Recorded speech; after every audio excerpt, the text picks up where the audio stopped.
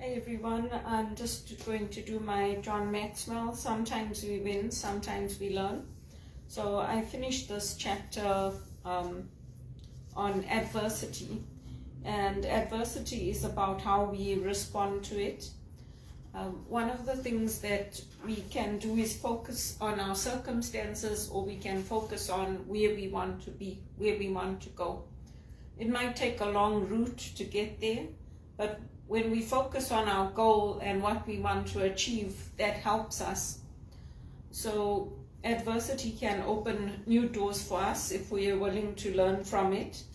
And I read a story in here about how the ivory soap, what happened was when they made that soap, the person that was looking after the equipment, he left the equipment on, and the soap landed up being defective.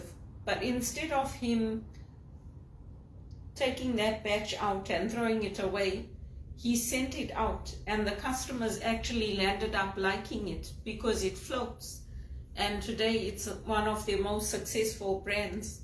So we don't know out of our mistakes what good is going to come out of that. And that's just an example. Of course, we don't want to debilitate others or hurt others, but it's an example of something good that came out of a mistake that somebody made. And John Maxwell has written these books. I find them helpful because especially when we are going through our own adversity, it's sometimes hard to stay positive, and we're going through things that are challenging us, that are hurting us. It's good to have books like this that I can read, that I can turn to, and that I can say, okay, other people have gone through something similar. It was the same thing when I was going through all my job losses, contract after contract after contract, and I was getting frustrated because 11 years is a long time. It's not a short time. And people keep saying, oh, you didn't do anything wrong. You didn't do anything wrong. Well, then why can't you give me a permanent opportunity? Or why can't you give me a 1-year contract or a 2-year contract where I can have some stability and stay in the organization? I worked in banking for a long, long time. It was very hurtful for me, and it was soul destroying for me. So it's very unfortunate that the people at the top who sit in their ivory towers don't have the experience that I've had of going from contract to contract, and their families are suffering. They can't pay their mortgages, they can't pay their rent, they can't put food on the table, because for them, their lives are not have not gone that way. They've gone within the company from one position to another, and doors have been open for them. But anyway, I guess that's some people's journey is easier than others. And the young man I was talking about that John wrote about at the beginning of this chapter, he did well. He overcame the racism. He beat everybody at their own games, and he was successful. But unfortunately, when the Great Depression hit, or when financial hardships hit, he lost everything. So his family remembers him because of what he did, because of the fact that he overcame the discrimination and the challenges that were put in front of him. Marshall, when he died a pauper in 1932. So it's sad to hear that, because you do everything right, you overcome the racism, you overcome the challenges, and then you still land up dying poor. I think that's sad. But who knows how all of this is going to end with what's happening in our world, because now Israel has retaliated. They've responded because they were attacked. So now they have attacked Iran. And we've got wars going on in Ukraine. We've got so many wars going on. I know people can say this and that about Africa and talk about us and say, oh, look, they killed each other. What about what happened in Germany? What about the genocide? Europe went through its own challenges. Europe went through its own fighting of clans and people killing each other, and even going to the extent of taking the entrails, the stomach parts out of the person and leaving their heads on pillars for people to see. They went through their own challenges. So the African leaders too, well, they will find their own solutions once they get through overcoming the challenges that they're going through. It takes sometimes lifetimes, but it's very hard when you're sitting and you're watching your land of your birth suffering, and you're also suffering, because most of us who have left our countries, especially Zimbabweans, we still have that love for our country. And it's very hard when there's nobody helping, there's nobody opening doors for you, and you're sending out thousands of applications. With me, I'm fortunate that I have found a way to control my anxiety. I use my essential oils. Today I made a mix with fennel, sweet lemongrass, bergamot, and I applied that. There are different oils that you can use for different things, but that's what helps me when I get stressed and I get upset. I can use my essential oils to help me, and I can help them to control my blood flow, my blood sugar.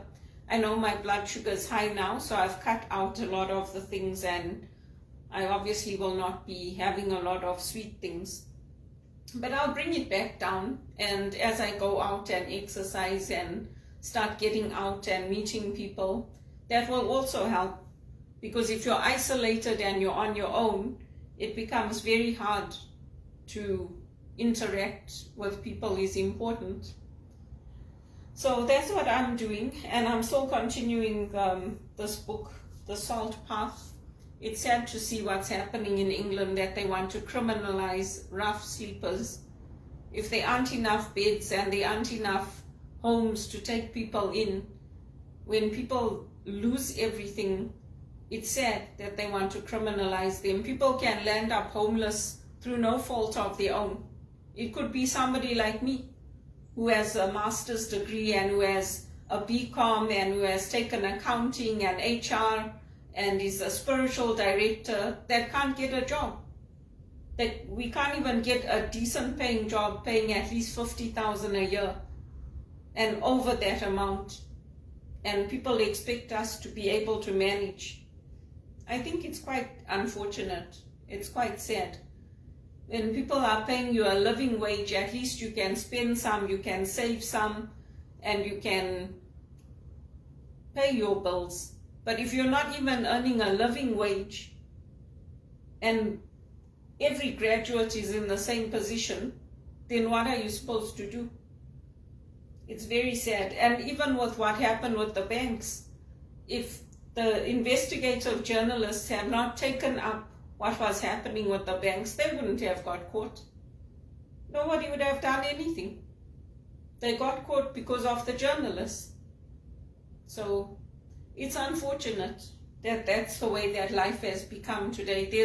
I know there's corruption everywhere, but to have such massive corruption and on such a scale that all the banks are involved in it, it's mind-boggling to me. When we were raised that if you got a job, you did it right, you were honest, you went in on time. If you could, you got there early, you left on time, you took your breaks on time. You don't deliberately do people down and do your economies down and do your country down. I think it's ridiculous. I think it's very sad that we have to have so many laws put in place that people don't do the right thing.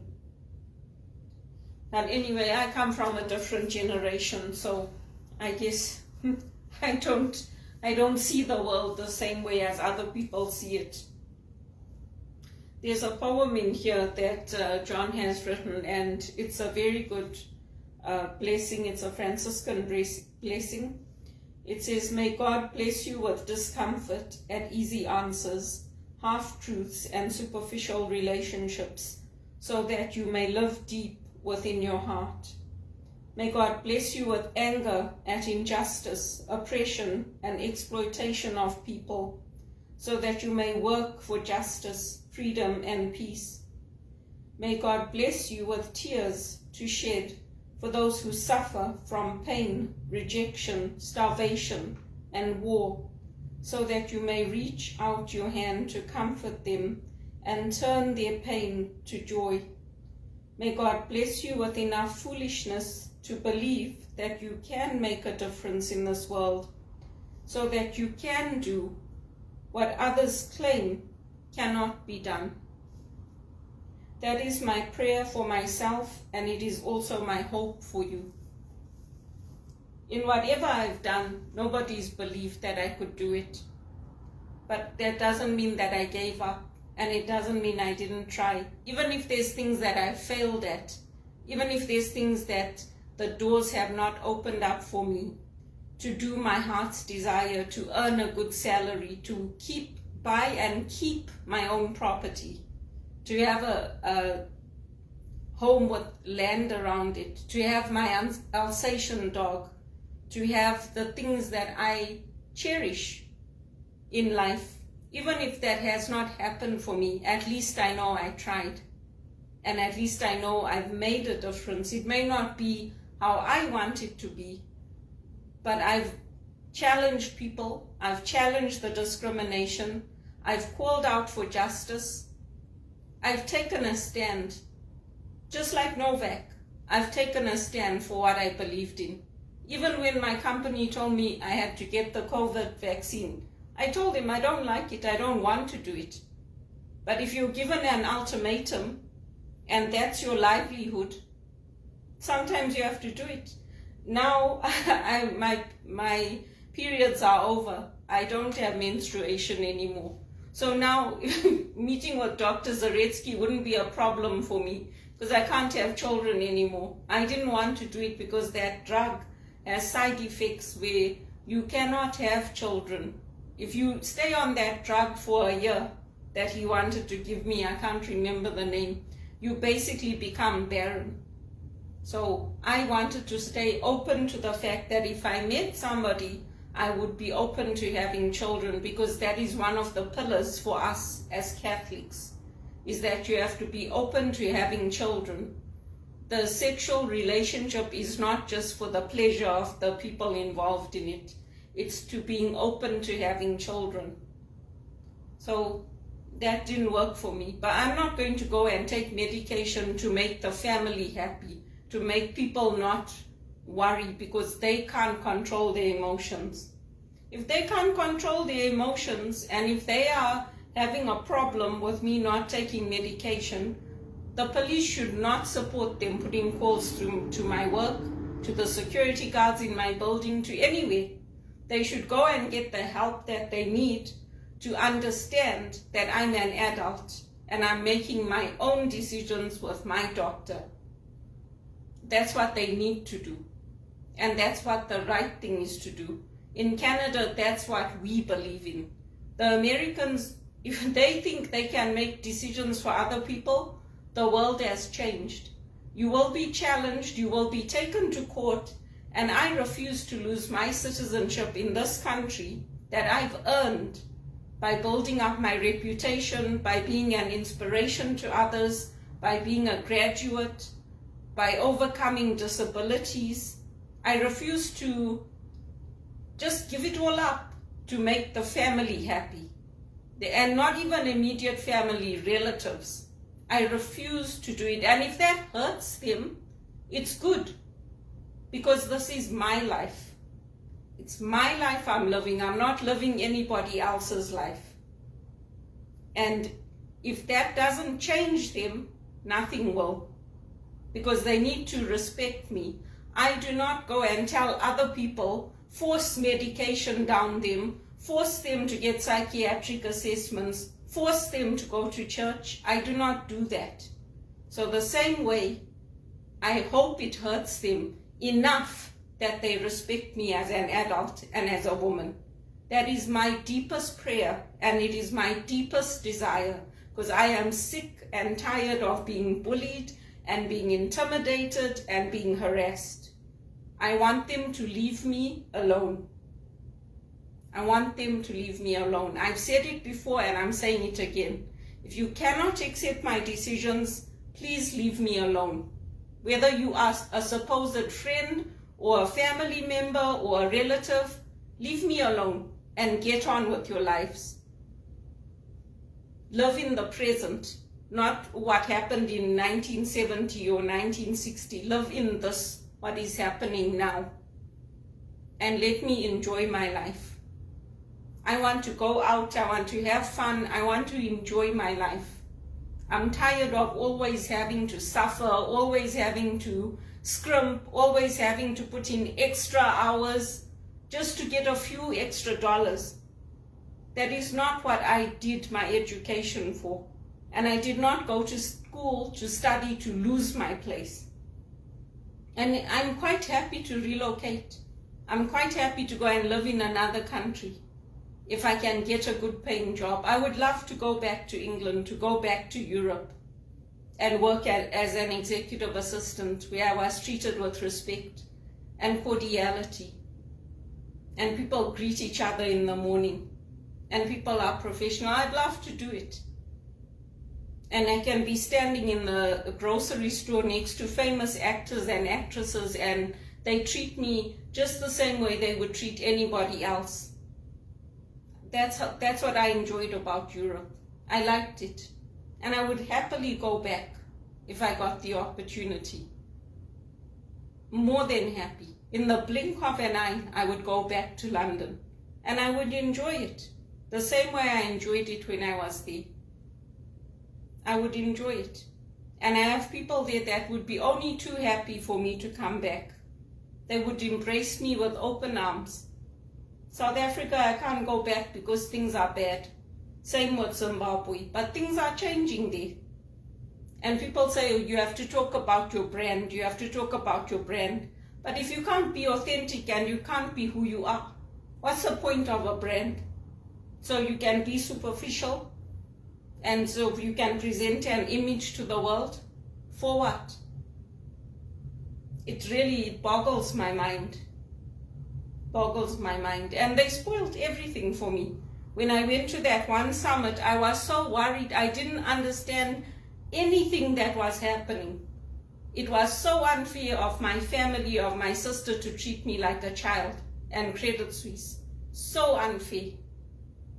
And even going to that movie, that Elvis movie with the Muslim community calling Eddie to tell him where I am. So unfair. It's discrimination.